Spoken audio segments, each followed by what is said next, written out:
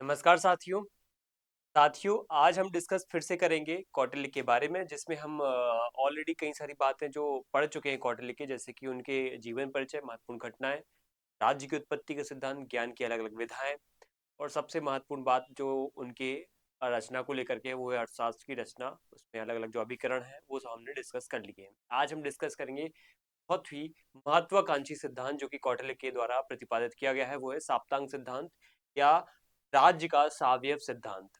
इसके अंतर्गत कौटिल्य क्या करते हैं, एक पूरे के पूरे राज्य को एक शरीर से तुलना के रूप में प्रदर्शित करते हैं, प्रस्तुत करते हैं, शरीर की से तुलना करते हैं। जैसे आपने शरीर देखा है तो एक शरीर में एक हिस्सा होता है, फिर उसका एक पूरा का पूरा अंग, एक ही ढांचा होता है। तो राज्य का भी इसी तरीके से क्या करते हैं कौटिल्य, वर्णन करते हैं कि राज्य भी जो है कहीं ना कहीं उसके 7 अंग होते हैं। ऐसे ऐसे कितने होते हैं, 7 अंग होते हैं। और वो 7 अंग अलग अलग जो होते हैं वो कौन कौन से होते हैं, एक होता है स्वामी, एक होता है अमात्य, एक होता है जनपद, एक होता है दुर्ग, कोश, दंड या जिसको सेना भी कहते हो, एक होता है मित्र। ठीक है।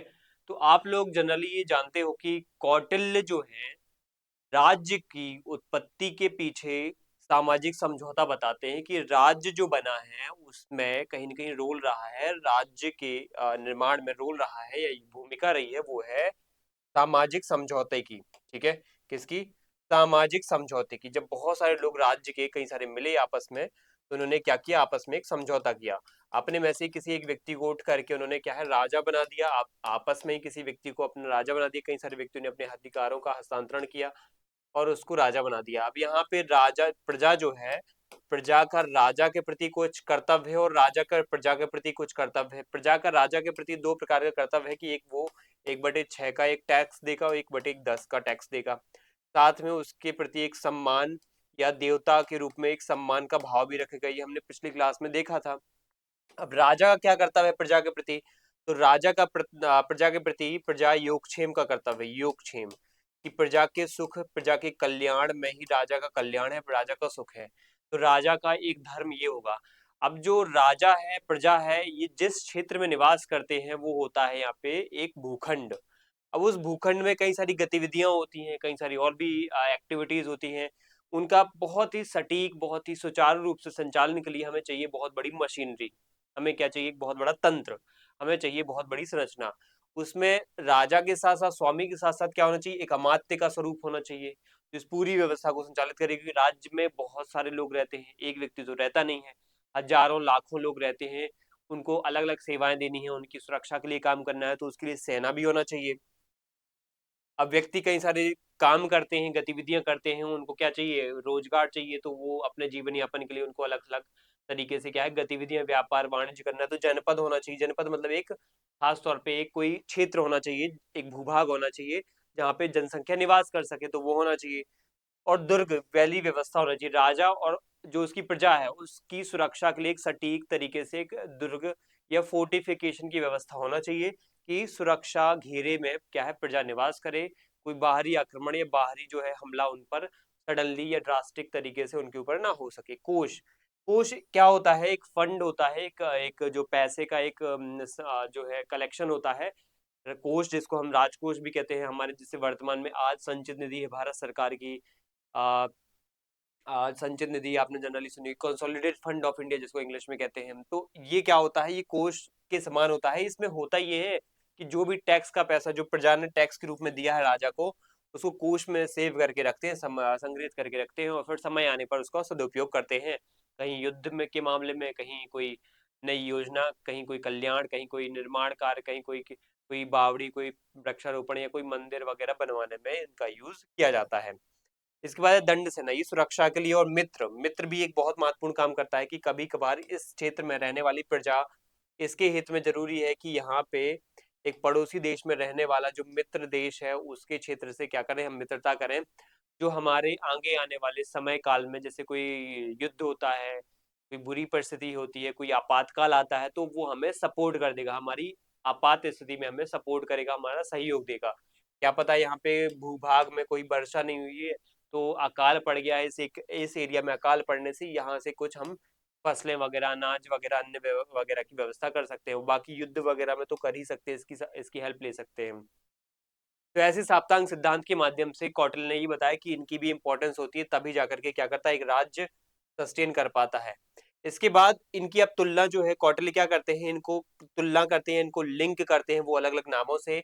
जैसे शरीर का अंग जो है, उसमें अगर स्वामी की बात करी जाए तो स्वामी को सिर कहा गया है। कि एक व्यक्ति जो है, जैसे उस व्यक्ति का शरीर जो होता है, उसका जो सिर होता है, वो क्या है, स्वामी के समान यहाँ पे होता है। उसकी जो आंखें होती है, उसकी जो आंखें होती हैं, वो आंखें क्या है, अमात्य हैं, ठीक है। अमात्य हैं जो उसकी शासन प्रशासन की पूरी व्यवस्था को संचालित कर रहे हैं। जांघें और जो पैर है, जो उसकी जांघें हैं, जैसे ये पेट हो गया, उसकी जो जांघें हैं, पैर हैं, ये अपने आप में क्या है, ये जांघें और उसके पैर जो है अपने आप में क्या है, उसके जनपद है, ठीक है, जनपद है जिनके माध्यम से अलग अलग गतिविधियां संचालित हो रही हैं। जो भुजाएं हैं, भुजाएं जो है, उसके जो हाथ हैं, ये क्या है, उसके दुर्ग के से तुलना इसकी की गई है। दुर्ग मतलब यहाँ पे होता है सुरक्षा घेरा, ठीक है। दुर्ग को एक सिंपल वर्ड्स में आप ऐसे समझो, सुरक्षा घेरा है। तो हाथ भी अपने आप में क्या करते हैं, भुजाएं भी अपने आप में एक सुरक्षा घेरा पैदा करती हैं, सुरक्षा के लिए काम करती हैं। तो भुजाएं यहाँ पे दुर्ग से यहाँ पे तुलना की गई है, दुर्ग को तुलना भुजाओं से किया गया है। कोश, कोश का जो तुलना है वो मुख से किया गया है, कि जो मुंह होता है वो कोश के समान होता है। और दंड और सेना जो है यहाँ पे मस्तिष्क से, यहाँ पे इसकी तुलना की गई है, मस्तिष्क ब्रेन से। ये जो ब्रेन है इसकी क्या है, सेना से। और मित्र की जो तुलना है वो कान से की गई है। कान होते हैं ये, कि पड़ोस में कुछ हो रहा है, हमारे ऊपर कुछ गलत गतिविधि होने वाली, तो हमारा मित्र ही हमें क्या है, आगाह कर देगा। तो इस तरीके से क्या होता है, स्वामी अमात्य जनपद दुर्ग कोष दंड मित्र, इनकी क्या है व्यवस्था होती है। और ये सीक्वेंस आपको पता होना चाहिए, ये सीक्वेंस यही होता है। इसको ऊपर नीचे लिख दोगे तो बिगड़ जाएगा खेल। कौटिल्य कहता है कि सबसे जो इंपॉर्टेंट होता है वो होता है स्वामी, उससे कम इंपॉर्टेंट होता है अमात्य, उससे कम इंपॉर्टेंट होता है जनपद, उससे कम इंपॉर्टेंट होता है दुर्ग, उससे कम इंपॉर्टेंट कोश, उससे कम इंपॉर्टेंट सेना, उससे कम इंपॉर्टेंट मित्र, ठीक है। अब आप बोलोगे सेना की इंपॉर्टेंस ज्यादा कम बताइए क्या, चलो मित्र तो ठीक है, क्योंकि वो तो पड़ोसी देश है, कभी मित्र बुरा भी हो सकता है, अच्छा भी हो सकता है, तो सबसे कम इंपॉर्टेंस दे सकते हैं कोई। लेकिन सेना और दंड को उसने कम इंपॉर्टेंस दी है, बिल्कुल दंड को कम इंपॉर्टेंस दी है सेना को, क्योंकि सेना बनाई जा सकती है, मिटाई जा सकती है इजिली। कोष की उससे ज्यादा महत्ता है, इंपॉर्टेंस है, क्योंकि कोष जो है जनता के द्वारा दिया गया कुछ फंड है। दुर्ग उससे ही महत्वपूर्ण है, क्योंकि दुर्ग का जो भेदन होता है बहुत मुश्किल होता है। अगर आपके पास कितनी भी बलशाली सेना है, कितना भी आपके पास दिमाग है, अच्छी सेना है, अमात्य हैं, लोग हैं, आप भी कितनी प्रतापी राजा है क्यों ना हो, दुर्ग नहीं होगा तो कभी भी कहीं से भी हमला हो सकता है, वो आपका विनाश हो सकता है, राज्य विनाश हो सकता है। राजधानी सुरक्षित रखना बहुत जरूरी है, ऐसे में दुर्ग का होना जरूरी है। जनपद, आपके पास एक पर्टिकुलर भूभाग और क्षेत्र होना चाहिए, एक व्यवस्थित क्षेत्र होना चाहिए। अमात्य, एक अच्छा शासन प्रशासन आपके पास नहीं होगा तो आपका राजा या स्वामी होना कोई मतलब का नहीं है। इसलिए सेकंड सबसे मोस्ट इंपॉर्टेंट चीज होती है अमात्य, और सबसे इंपॉर्टेंट है स्वामी। स्वामी ही नहीं है तो राज्य का अस्तित्व नहीं रहेगा। स्वामी जिस दिन हार जाता है, मर जाता है, तो राज्य अपने आप विखंडित हो जाता है, ऐसा यहाँ पे देखा जाता है। तो इसलिए सिर ही नहीं रहेगा तो धड़ का क्या काम होगा। अगर भुजाएं कट जाएं, ठीक है, मुंह से बोलना बंद कर दोगे, मस्तिष्क काम करना बंद करे, तो भी जिंदा रहा जा सकता है, ठीक है। कोमा में भी चले जाते हैं लोग, मस्तिष्क नहीं रहता तो, ठीक है। आंखें बंद, काम करना बंद कर दें तो इंसान जिंदा तो रह सकता है, लेकिन सिर ही नहीं है पूरा का पूरा तो काम करना असंभव है, ठीक है। तो इस तरीके से हमें बात समझनी पड़ेगी। ये होता है साप्तांग सिद्धांत। आखिर जो ये साप्तांग सिद्धांत में अलग अलग जो पॉइंट्स आए हैं, कि ये जो अलग अलग 7 अंग हैं, या उनकी जो शरीर से अंगों की से तुलना की गई बॉडी पार्ट से, कि आखिर इनका जो है मीनिंग क्या है, ठीक है। जैसे स्वामी है, तो स्वामी का यहाँ पे मीनिंग है जो नेतृत्व करने वाला व्यक्ति होता है, उसको स्वामी यहाँ पे कहा गया है। जनरली ये राजा ही होता है। तो जो अमात्य है वो एडवाइजर है, एक प्रकार से उनका एडवाइजर करने का, एडवाइस करने का काम है। और जो जनपद है वो आधार है, बेस है। जनपद वो भूमि क्षेत्र है वो। उसके बाद है जो यहाँ पे दुर्ग है, वो रक्षा का काम करने वाला है। उसके बाद यहाँ पे क्या है, कोष आता है, ठीक है। दुर्ग के बाद क्या आता है, कोष आता है। दुर्ग के बाद कोष, जो ईंधन होता है, कि कोई भी राज्य में अपने काम को, गतिविधि को संचालित करना है तो ईंधन चाहिए। वो कोष यहाँ पे ईंधन का काम करता है, ट्रेजरी का काम करता है। उसके बाद है फोर्स, जो कि हमें कौन देता है, सेना देती है। और सहयोग जो हमारा मित्र देता है, ठीक है। तो ये इनके कार्य या इनके एक शब्द में अर्थ इनके हमने समझ लिए। डिटेल में अगर हमें समझना है तो हमें अगली स्लाइड में जाना पड़ेगा, और यहाँ पे हमें समझ में आएगा इनका डिटेलिंग अर्थ, ठीक है। इसमें आप अच्छे से समझ सकते हो कि क्या होता है मीनिंग, क्या होता है इनका मुख्य काम। अगर हमने स्वामी की बात की तो स्वामी राज्य का प्राण है, ठीक है। निर्णय लेना, आदेश देना, राजा अगर दिमाग से यदि राजा दिमाग जो है, राजा है या दिमाग उसका कमजोर है, तो बाकी अंग मजबूत मजबूत होकर भी बेकार है। मतलब कहने की बात यह है कि राजा इतना महत्वपूर्ण होता है, अगर राजा के पास दिमाग नहीं है या उसके पास प्रॉपर एक रूपरेखा नहीं है कुछ भी काम करने की, उसके पास शिक्षा नहीं, मतलब यहाँ पे दिमाग का मतलब वहां पे उसके ज्ञान, उसके तर्क, उसके दर्शन, उसकी बौद्धिक क्षमता, उसकी अलग अलग शारीरिक क्षमता, उन सब की यहाँ पे महत्ता या इंपॉर्टेंस को बताया गया है कि स्वामी को इस तरीके से हर एक एस्पेक्ट में क्या होना चाहिए, मजबूत होना चाहिए। उसका काम निर्णय लेना है, आदेश देना है, और निर्णय आदेश इतने महत्वपूर्ण होते हैं, अगर कोई भी गलत निर्णय आदेश दिया गया तो वो पूरे के पूरे राज्य के पतन की ओर ले जाने में कहीं ना कहीं भूमिका निभाएगा। अमात्य का जो काम होता है, अमात्य आंखें हैं जो सलाहकार के रूप में होते हैं, अगर सलाहकार ही घटिया किस्म के हो जाएंगे तो राज्य या राजा जो है कहीं अस्तित्व में नहीं रह पाएगा। तो राजा को सही जानकारी, सही सलाह, सही स्थितियां दिखाना, उनको सही बातें बताना कि आपको ये इस स्थिति में करना चाहिए, आपको वो करना चाहिए, तो ऐसे में क्या है, राजा ढंग से काम कर पाता है, और राजा ने ढंग से काम किया तो शासन व्यवस्था अच्छी होती है, और शासन व्यवस्था अच्छी होगी तो राज्य कहीं की सस्टेन या सतत रूप से काम कर पाएगा, संचालित हो पाएगा। इसके बाद जनपद का नाम आता है, तो जनपद जांगे पैर है जो आधार का काम करती है, ये भूमि और जनता दोनों इसमें शामिल होती है। जैसे कोई भूभाग है, उस भूभाग में रहने वाली जनता कौन है, और वो जनता जो है अपने आप में क्या करती है, बहुत सारी गतिविधियां करती है, अन्य खनिज है ना, कर वगैरह अन्न उगाती है, खनिज उत्खनन होता है उस जमीन से, उसमें वहाँ पशुपालन होता है, वहाँ व्यापार होता है, तो इन सब गतिविधियों का सम्मिलित रूप ही जनपद में गिना जाता है। और यही आगे जाकर के आधार बनता है कि आपके पास कितना क्या फंड आएगा। अगर आपके पास जनपद अच्छा है, जनपद मतलब क्षेत्र अच्छा है, उसमें रहने वाली जनता क्या है, काम करने वाली है, कौशल है, वो कौशल उनके पास अच्छा है। जैसे एक क्षेत्र है बहुत छोटा सा, ठीक है, लेकिन जनता बहुत कुशल है, बहुत नॉलेज है, बहुत अच्छी है, मतलब ह्यूमन रिसोर्स अच्छा है, ह्यूमन कैपिटल है उनके पास, मानव पूंजी है, ठीक है, उनके पास मानव पूंजी अच्छी है, बहुत ही कौशल से परिपूर्ण है वहां के लोग, तो वो जो भी काम करेंगे बहुत सारा धन कमाएंगे, वो बहुत सारा टैक्स भी राजा को देंगे, तो राजा के धन दान से पूर्ण होगा वो। जरूर क्षेत्र छोटा है, लेकिन लोग यहाँ पे इतने कुशल हैं कि वो बहुत सारा पैसा कमा के राजा को टैक्स के रूप में दे रहे हैं। लेकिन एक एरिया ऐसा भी है जो बहुत बड़ा एरिया है क्षेत्र के रूप में, लेकिन वहाँ की जनता जो है बेवकूफ है, बहुत ही गरीब है, बेवकूफ है, तो उस वजह से क्या है, गरीब होने की वजह से आर्थिक संसाधन नहीं है, बेवकूफ यानी बौद्धिक क्षमता नहीं है उनके पास, ऐसे में वो सामाजिक रूप से पिछड़ जाएंगे, आर्थिक रूप से पिछड़ जाएंगे, वहाँ पे सांस्कृतिक रूप से तो पिछड़े ही होंगे शायद। इस हिसाब से क्या है, वो ज्यादा यहाँ पे अर्निंग नहीं कर पाएंगे, व्यापारिक गतिविधियां नहीं कर पाएंगे, और भी कई सारी गतिविधियां नहीं कर पाएंगे। तो ऐसे में क्या है, अधिक क्षेत्र होने के बावजूद भी वो क्या है, कोई यहाँ पे कैपेबल नहीं है, इनकैपेबल है, या फिर इनकैपेसिटी वाली कंडीशन में देखे जा रहे हैं, क्षमताहीन है वो। तो क्षमताहीन होने की वजह से राजा के पास भी यहाँ पे कुछ खास यहाँ पे फंड नहीं जाएगा, टैक्स नहीं जाएगा, तो राजा भी यहाँ पे कमजोर स्थिति में चला जाएगा। तो जनपद इस मामले में महत्वपूर्ण होता है कि वहां पे जमीन भी अच्छी होना चाहिए, जमीन ऐसी भी नहीं होना चाहिए कि चलो लोग तो अच्छे हैं लेकिन जमीन कैसी, बंजर है, ठीक है, जमीन बंजर है तो यहाँ पे उसका कोई मतलब नहीं है। जैसे मैं अगर एग्जाम्पल के तौर पर लूँ तो भारत में अगर आप कुछ राज्यों की बात करो, भारत में अगर हम कुछ राज्यों की बात करें, जैसे कि हम अगर कर्नाटक में चले जाए, तो कर्नाटक का ज्यादातर हिस्सा पश्चिमी घाट का हिस्सा है, कई सारे वहाँ पे जो पठार हैं, दक्कन का प्लेट्यू है, वो कैसा है, मतलब ज्यादातर जंगल से भरा हुआ है, तो संसाधन उनके पास ठीक है, लेकिन पर्वतीय स्थिति होने की वजह से वहाँ पे फसल या खेती नहीं हो पाती है। लेकिन फिर भी कर्नाटक जैसा राज्य, और खासतौर में महाराष्ट्र की बात करें तो महाराष्ट्र का भी विदर्भ का इलाका, लातूर का इलाका, ठीक है, मराठवाड़ का इलाका जो है वो काफी हद तक सूखाग्रस्त इलाका है, आपने सुना होगा। तो फिर भी लेकिन यहाँ पे महाराष्ट्र का एरिया हो गया है, ठीक है, जैसे यहाँ पे मैं मैप ड्रॉ करूँ तो आप समझ सकते हो, ठीक है, तो महाराष्ट्र का इलाका हो गया है, कर्नाटक का इलाका हो गया है, यहाँ पे बहुत सारी टरेन जो है, क्षेत्र जो है वो बहुत ही उबड़ खाबड़ है, फसल ज्यादा नहीं हो सकती है, फिर भी वो लोग इतने कुशल हैं कि फिर भी वो देश के सबसे अमीर राज्यों में गिने जाते हैं, महाराष्ट्र कर्नाटक वगैरह, तो उनमें से एक है। लेकिन अगर हम कुछ राज्यों की बात करें जिनके पास रिसोर्सेज बहुत है, जैसे झारखंड है, छत्तीसगढ़ है, पूर्वी मध्य प्रदेश है, इनके पास रिसोर्सेस इतने सारे हैं, इतने सारे हैं, अच्छी व्यवस्था है, अच्छा प्लेट टेरेन है इनके पास, चलो खनिज के मामले में बहुत रिच है ये, फिर भी गरीब स्थिति में है।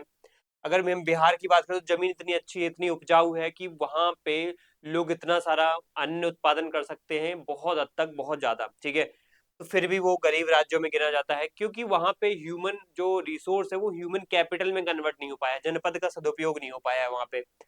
तो ये चीजें होती है। अफ्रीकन कंट्रीज में चले जाओ, अफ्रीका इतना बड़ा कॉन्टिनेंट है लेकिन कोई ऐसा देश नहीं है जो इंटरनेशनल लेवल पे एक बहुत बड़ी जीडीपी कैटेगरी में रखता हो, टॉप 20 में आता हो या टॉप 30 में भी आता हो। ठीक है, तो ऐसी कंडीशन यहाँ पे आप देख सकते हो। जनपद, जनपद इसलिए महत्वपूर्ण हो जाता है, तीसरे नंबर पे आता है। चौथा यहाँ पे है दुर्ग।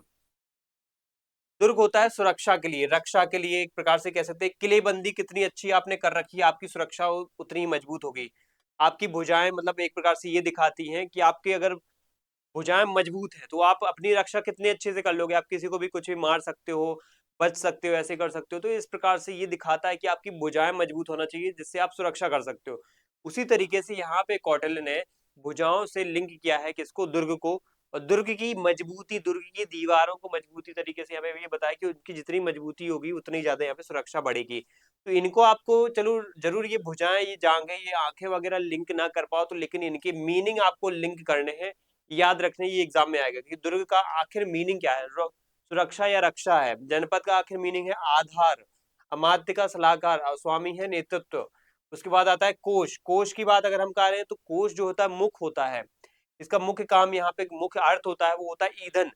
जैसे आपको भोजन ग्रहण करना है तो मुख यहाँ पे बहुत बड़ा योगदान निभाता है, शरीर को ऊर्जा देता है। मुख के माध्यम से भोजन ग्रहण किया जाता है, फिर वहां से फिर हमें ऊर्जा मिलती है उस भोजन से। उसी प्रकार से धन जो है ना जो कोश है वो राज्य को चलाता है। कौटिल्य के अनुसार धर्म जो है, काम और अर्थ सब कुछ धन पर ही निर्भर है। चाहे धर्म हो, काम हो, अर्थ पर ही निर्भर है, यानी धन पर ही निर्भर है। तो ये बात आपको यहाँ पे अच्छे से पता होना चाहिए। उसके बाद आता है दंड का नाम। अब ये जो दंड है, ये जो सेना है, ये क्या है, ये है आपकी शक्ति, आपकी बल की बात करती है। जितनी बड़ी सेना, जितने ज्यादा सैनिक आपके पास होंगे, जितने ज्यादा हथियार, जितने ज्यादा आपके पास घुड़सवार हैं, अश्व अश्व सैनिक हैं आपके पास, हस्त सैनिक हैं आपके पास, रथ सैनिक हैं आपके पास, उतनी ही ज्यादा आपकी क्या है, शक्ति ज्यादा दिखेगी। तो ये दिखाता है आपके सेना, यानी आपकी शक्ति, आपके बल को। सेना वो होती है पुलिस व्यवस्था है जिसका काम बाहरी दुश्मनों से लड़ना है और अंदरूनी विद्रोह को भी कुचलना है। राज्य की निग्रह शक्ति यानी कोर्सिव पावर को दिखाती है, निग्रह शक्ति। कोई भी बुरी परिस्थिति में आप कितनी जल्दी बच निकलते हो, कोई भी बुरी स्थिति में आप कैसे उसको टैकल कर लेते हो, ये पूरा का पूरा डिपेंड करता है आपकी सेना या आपके दंड व्यवस्था पे, यानी आपकी शक्ति, जिसका अर्थ होता है शक्ति बल व्यवस्था पे, आपके पास फोर्स क्या है। और लास्ट यहाँ पे जो सबसे कम इंपॉर्टेंट है वो है मित्र। मित्र होते हैं कान आपके, कि आपकी कहीं कोई बुरी स्थिति बनने वाली है, कहीं कोई अच्छी स्थिति बनने वाली है, कोई दुश्मन देश आप पे हमला करने वाला है या नहीं करने वाला है, कौन सा देश क्या कर रहा है, आपका मित्र ही आपको बताएगा। ठीक है, जो भी दुश्मन देश की गतिविधियां होती हैं वो उसकी इंफॉर्मेशन ज्यादातर हमारे मित्र जल्दी हमें बता देते हैं। तो हमारा सहयोगी होता है मित्र, और जो हमारे कान का काम करता है, हमें अच्छी जानकारी दे देता है। तो मुसीबतों में क्या होता है, काम आ जाता है और कान दूर की आहट सुन लेते हैं। और वैसे ही मित्र भी हमारे जो खतरे हैं उनको दूर से ही सचेत कर देते हैं और हमारी सहायता करते हैं, हमें सहायता भी भेज देते हैं। तो ये है सप्तांग सिद्धांत के 7 अंग, जिसमें सबसे इंपॉर्टेंट स्वामी, उससे कम इंपॉर्टेंट होता है मात्य, फिर उससे कम इंपॉर्टेंट जनपद होता है, फिर उससे कम इंपॉर्टेंट दुर्ग होता है, फिर कोश होता है कम इंपॉर्टेंट, फिर दंड होता है, फिर मित्र होता है, सबसे कम इंपॉर्टेंट मित्र होता है। ठीक है, तो इस तरीके से ये स्तर घटता जाता है। अब आगे बात करते हैं हम इन्हीं सिद्धांतों या इन्हीं अलग अलग महत्वपूर्ण तत्वों की डिटेलिंग वाली इंफॉर्मेशन पे। उसके पहले एक इंफॉर्मेशन ये भी समझ लो, नोट करके है, आपके एग्जाम में बहुत इंपॉर्टेंट तरीके से पूछी जा सकती है कि वरीयता क्रम, जो मैं बता चुका हूँ, वरीयता क्रम आपको पता है, सबसे जो ऊपर है स्वामी वो सबसे इंपॉर्टेंट है और जो मित्र है वो सबसे कम इंपॉर्टेंट है। अंतरनिर्भरता, इंटरडिपेंडेंसी की बात करें हम यहाँ पे, तो कोई भी अंग अकेला नहीं चल सकता है। राजा बिना अमात्य अंधा है और बिना कोश के अपंग।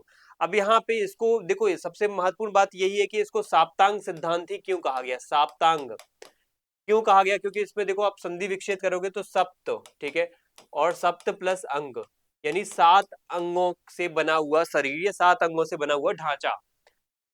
अंग मीन्स ये होता है कि कोई भी जब ढांचा बनाया जाता है, जब कोई भी व्यवस्था या तंत्र बनाया जाता है, तो अगर उसमें एक भी अंग अगर मिस हो गया तो वो ढांचा चरमरा जाएगा या गिर जाएगा, टूट जाएगा।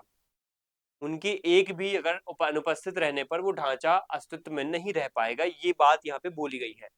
तो यही समझाने की कौटिल्य बात करते हो, इसलिए ये नाम देते हैं कि अंग मतलब वो होती है चीज कि अगर एक भी अंग अगर विकृत हो गया, टूट गया, अलग हो गया, तो वो जो बाकी के अंग है वो भी अच्छे से काम नहीं कर पाएंगे। इसलिए 7 अंग में से सातों अंग का अच्छे से भली भांति होना, स्वरूप में होना, अपने पूर्ण रूप में होना जरूरी है। कोई भी अंग यहाँ पे क्या है, विकृत नहीं होना चाहिए, नष्ट नहीं होना चाहिए। ये बात हमें यहाँ पे समझनी पड़ेगी। कोई भी अकेला यहाँ पे काम नहीं कर सकता है अंग। ठीक है। इसके बाद यहाँ पे आदर्श राजा, अब सबसे पहले अंग की हम बात करेंगे, स्वामी। ठीक है, अगर आप सबसे पहले अंग की बात करोगे तो पहला अंग कौन सा है? पहला अंग है यहाँ पे स्वामी। अब स्वामी को आप जानते हो, स्वामी को हम क्या है, जनरली राजा के नाम से जानते हैं। तो स्वामी कैसा होना चाहिए? आदर्श होना चाहिए। अब आदर्श होने के लिए क्या क्या गुण होने चाहिए वो समझते हैं हम। कौन कौन सी क्वालिटीज होने चाहिए आदर्श राजा के लिए? तो सबसे जरूरी यहाँ पे बताते हैं कौटिल्य की अभिगामिक गुण होना चाहिए, इनवाइटिंग क्वालिटीज होना चाहिए उसके अंदर।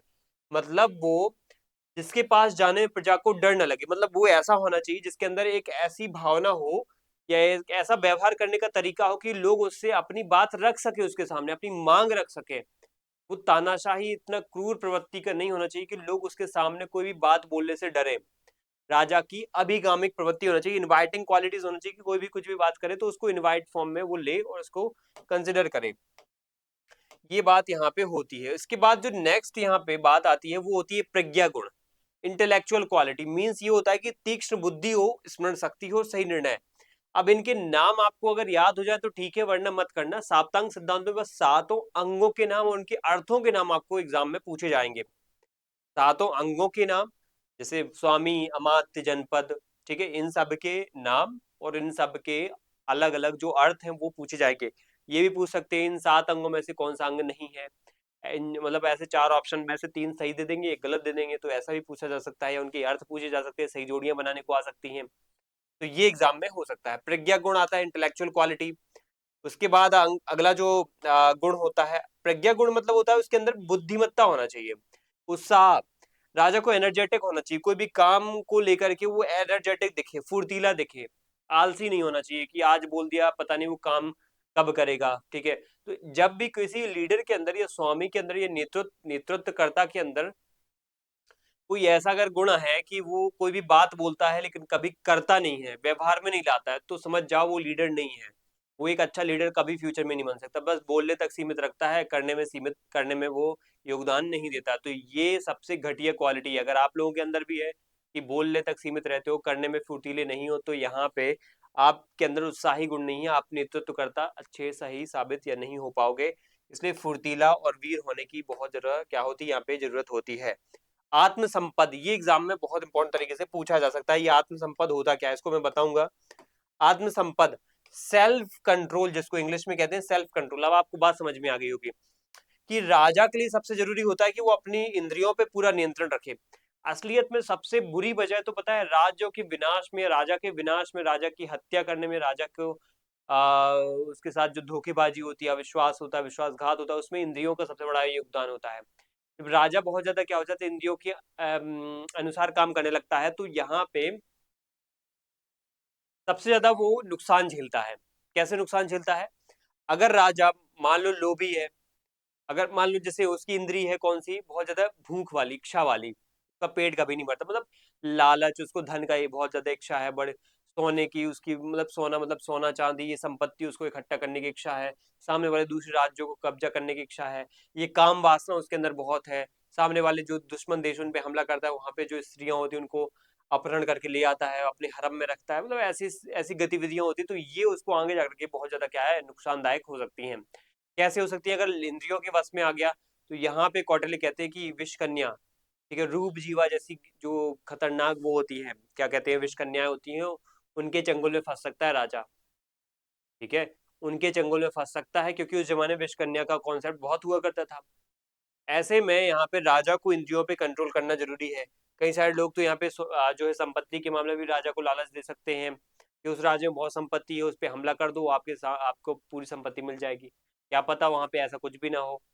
ठीक है, तो मतलब यहाँ पे राजा को लालच में नहीं आना चाहिए, अपनी इंद्रियों के अनुकूल। यहाँ पे ऐसा नहीं कि लालच में आ गया और फिर वहां पे सेल्फ कंट्रोल को उसने बर्बाद कर दिया और फिर वहां पे वो अपनी गतिविधियां इंद्रियों के अनुकूल चला रहा है, तो ऐसे में बर्बाद हो जाएगा। इसके बाद यहाँ पे अब वो जो बात हमने पढ़ी थी कि साप्तांग सिद्धांत के अंतर्गत कि पहला जो पॉइंट होता है वो होता है क्या, स्वामी, और दूसरा पॉइंट होता है यहाँ पे क्या, दूसरा सबसे महत्वपूर्ण पॉइंट होता है वो होता है अमात्य। दूसरा महत्वपूर्ण पॉइंट होता है अमात्य, जिसको हमने बोला है सलाहकार, एडवाइजर्स है ये। तो एडवाइजर्स में दो प्रकार के एडवाइजर यहाँ पे रखे गए हैं कौटिल्य के अकॉर्डिंग। तो मंत्री वाली कैटेगरी में एडवाइजर्स रखे गए हैं, इनको आज की भाषा में मंत्री बोल सकते हैं। उस जमाने में इनको अलग अलग तीर्थ और अष्टादश जो क्या कहते हैं, अष्टादश तीर्थ और 18 तीर्थ होते हैं, 26-27 कुछ ऐसे अध्यक्ष होते हैं जो यहाँ पे क्या करते हैं, कौटिल्य यहाँ पे जो उनको प्रतिपादित करते हैं, उनके उनका उल्लेख करते हैं अर्थशास्त्र में। और दूसरे यहाँ पे अमात्य होते हैं। अब अमात्य और मंत्री में एक बेसिक स्लाइड सा डिफरेंस होता है, वो हम समझेंगे अभी क्लास में कि वो डिफरेंस क्या होता है जो यहाँ पे कौटिल्य ने दो कैटेगरी में बताया। चलिए समझते हैं इसको। देखो ये एग्जाम में आपसे एग्जाम में पूछा जा सकता है, चलो नहीं भी एग्जाम में आएगा, लेकिन एक बेसिक इंफॉर्मेशन आपको मिल जाएगी कि मंत्री और अमात्य में क्या डिफरेंस होता है। जनरली ये लोग एक ही समझते हैं, लेकिन आप यहाँ पे आप समझो इनमें क्या डिफरेंस है। अगर मैं इस स्थिति की बात करूं कि ये जो मंत्री होता है ये क्या होता है, तो मंत्री सबसे सर्वोच्च सलाह, ऐसे समझ लो कि जैसे आपने पॉलिटिकल साइंस में, पॉलिटिक्स में, इंडियन पॉलिटी में आपने ये पढ़ा होगा कि कैबिनेट मंत्री होते हैं जो सबसे नजदीक होते हैं पीएम के, पीएम के सबसे नजदीक होते हैं कैबिनेट मिनिस्टर, उससे थोड़े दूर होते हैं मिनिस्टर ऑफ स्टेट यानी राज्य मंत्री, जो इंडिपेंडेंट चार्ज होते हैं, ठीक है, इंडिपेंडेंट चार्ज, उससे दूर होते हैं डेप्यूटी मिनिस्टर यानी उप मंत्री। तो सबसे कमजोर मंत्री होते हैं उप मंत्री, उनसे थोड़ा ताकतवर होते हैं राज्य मंत्री, उनसे थोड़ा ताकतवर होते हैं कैबिनेट मंत्री, जो प्रधानमंत्री के सबसे क्लोज होते हैं। तो वैसे ही मंत्री जो है या मंत्री है ये सबसे ताकतवर है, सर्वोच्च सलाहकार है राजा के, इनको कैबिनेट मिनिस्टर जैसा आप मान सकते, इनर सर्किल कहलाता है ये। और जो अमात्य हैं ये प्रशासनिक अधिकारी होते हैं, एग्जीक्यूटिव ऑफिसर्स होते हैं, इनको आप ब्यूरोक्रेसी से ले सकते हो, ठीक है। जैसे आज के जमाने के आईएएस हो गए हैं, आईपीएस हो गए हैं, बड़े बड़े कैबिनेट सेक्रेटरीज हो गए, सेक्रेटरी हो गए हैं, कैबिनेट सेक्रेटरी हो गए हैं, जो आगे जाकर के आईएएस आईपीएस के आगे जाकर के बड़े बड़े पुलिस डीआईजी आईजी वगैरह, ठीक है, डीजीपी वगैरह बनते हैं, या फिर हम अगर उनकी आईएएस की बात करें तो सेक्रेटरी लेवल पे चले जाते हैं, ठीक है। तो ये यहाँ पे क्या होते हैं, अमात्य कैटेगरी में कहलाएंगे। संख्या की बात करें तो ये 3-4 होते हैं मंत्री, ठीक है, क्योंकि कैबिनेट वाले हैं, और संख्या में ये ज्यादा होते हैं क्योंकि ये अमात्य हैं, इनका थोड़ा सा काम नीचे होता है। वेतन की बात करें तो सबसे ज्यादा वेतन होती है, 48,000 पण होती है, जो कि बहुत ज्यादा वेतन हुआ करती थी। पण वहां की क्या थी, एक करेंसी हुआ करती थी उस जमाने की, मौर्य काल की, तो उसको पण कहा जाता था, आपको ये भी पता होना चाहिए। ये मंत्री से कम वेतन मिलती थी, इनको 12,000 लगभग वेतन की रहती थी। अगर हम इनकी तुलना करें तो आज के कैबिनेट मंत्री के समान है, और ये आज के सचिव आईएएस आईपीएस के समान यहाँ पे आप ब्यूरोक्रेट्स के रूप में देख सकते हो, ठीक है। तो ये अमात्य के बारे में हो गया।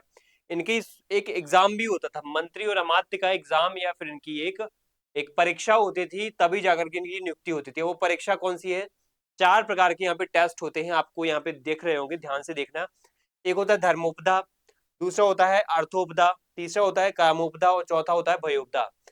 अगर धर्मोपदा की बात करें तो ये होता है कि अगर किसी व्यक्ति के धर्म अधर्म की बात हमें चेक करनी है कि वो धार्मिक ज्यादा है, अधार्मिक ज्यादा है, धर्मी ज्यादा है, अधर्मी ज्यादा है, तो ये हमें पता चलता है धर्मोपदा नाम के परीक्षा से, धर्मोपदा नाम के परीक्षण से या टेस्ट से।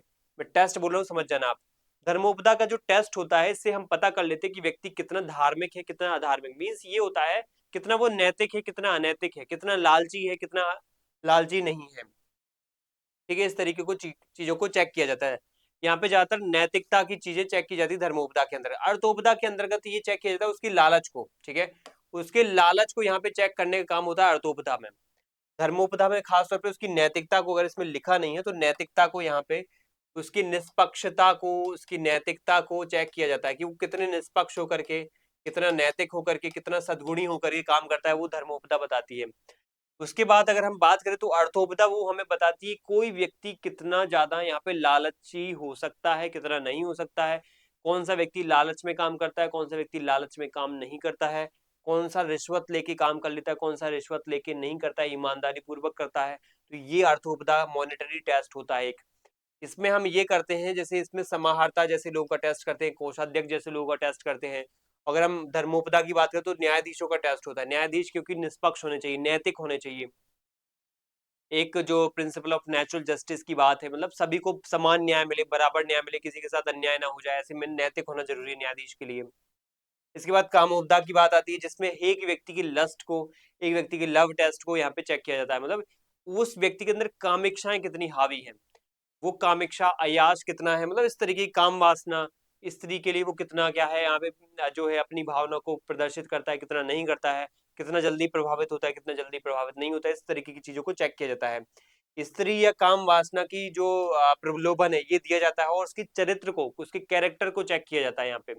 यहाँ पे उसके लालच को चेक किया जा रहा है अर्थोपदा में, यहाँ पे उसकी नैतिकता को चेक किया जा रहा है धर्मोपदा में, और कामोपदा में उसके चरित्र का परखा परीक्षण हो रहा है। ठीक है, परीक्षण भी आपको पता होना चाहिए किसका हो रहा है आखिर। तरीके तो आपको पता है, धर्मोपदा के अंदर धार्मिक तरीके से उसको चेक किया जाएगा, उसके संस्कारों को देखा जाएगा, उसके अंदर संस्कार है, नैतिकता है कि नहीं है। अर्थोपदा में उसके लालच को देखा जाएगा, कामोपदा में उसके चरित्र को देखा जाएगा, और भयोपदा में ये देखा जाता है, डराया जाता है उसको, जान को जोखिम में डाल करके दिखाया जाता है कि वो कितना वफादार है। सिचुएशन बना देंगे, एक मान लो एक मंत्री और अमात्य का टेस्ट लेना है, कौन सा, ये भयोपदा वाला टेस्ट लेना है, उसको भेज देंगे एक बाजार में, जाओ तुम क्या करो। जैसे यहाँ पे एग्जाम्पल के तौर पे अंग रक्षक, बॉडी गार्ड का यहाँ पे ज्यादातर टेस्ट किया जाता है, सेना के अधिकारियों का भयोपदा के नाम से टेस्ट किया जाता है। होता ये है कि सेना या फिर उस सैन्य अधिकारी को यहाँ पे भेज दिया जाता है बाजार में, बोल दिया जाता है कि जाओ वहां पे देख के आओ कोई अस्त व्यस्तता तो नहीं है। अब वहां पे बहुत सारे लोग, 30-40 लोग यहाँ पे इकट्ठे होकर के आ जाते हैं, और क्या करते हैं वहां पे उसको घेर लेते हैं। तो वो ऐसी स्थिति में क्या करता है, या मान लेते हैं राजा, और यहाँ पे उसके कुछ 2-3 बॉडीगार्ड का यहाँ पे जो अंगरक्षक है उनका यहाँ पे क्या करना है, नियुक्ति करना है, चयन करना है।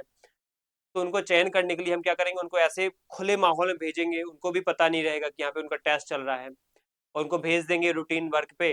और वहां पे बहुत सारे लोग इकट्ठे होकर के उन पर हमला करेंगे। क्या वो उस डर की वजह से भाग जाते हैं धूम धमा करके, या फिर यहाँ पे वो उसका उनका सामना करते हैं, चाहे अंतिम सांस तक वो लड़ते रहे, लेकिन मरने तक, वो शहीद होने तक वो सांस तक लड़ते रहे अपने, तो वो उनका टेस्ट होता है। चाहे घायल हो जाए, चाहे अधमरे हो जाए, अगर उन्होंने यहाँ पे हिम्मत दिखाई, तो यहाँ पे उनका फिर चयन हो जाता है। ये होता है भयोपदा। ठीक है, कामोपदा में यही होता है कि किसी व्यक्ति को यहाँ पे स्त्री के सामने या सुंदर स्त्री के सामने भेज दिया जाएगा, या उसको बहुत बड़े बड़े जो वैश्यालय होते हैं उनमें भेजा जाता है, या फिर वहाँ पे कुछ काम करवाने के लिए भेज दिया जाता है। तो क्या वो वहाँ पे स्त्रियों से प्रभावित हो रहा है, क्या क्या वो काम वासना से कहीं ना कहीं प्रभावित हो रहा है, प्रलोभन में आ रहा है, तो उसके चरित्र को परखा जाता है। इसमें अंतापुर रक्षक, ठीक है, महल का रक्षक, इन जनरली इनकी यहाँ पे इनका जो है परीक्षण होता है। जनरली क्या होता है, जो दुर्गपाल होते हैं वो इस प्रकार के काम वासना प्रलोभन में आ जाते हैं, और अपने जो है दुर्ग के भेद, दुर्ग के महल के भेद जो है दुश्मन देश को बता देते हैं, उनके जासूसों को बता देते हैं। जनरली उस जमाने में जो है कन्याएं, जो है विष कन्याएं होती थी, रूप जीवा हुआ करती थी, सुंदर स्त्रियां जासूसी का काम करती थी, तो वो इस तरीके से क्या करती थी, काम वासना का प्रलोभन देकर के जासूसी करती थी। तो इस मामले में यहाँ पे टेस्ट किया जाता था।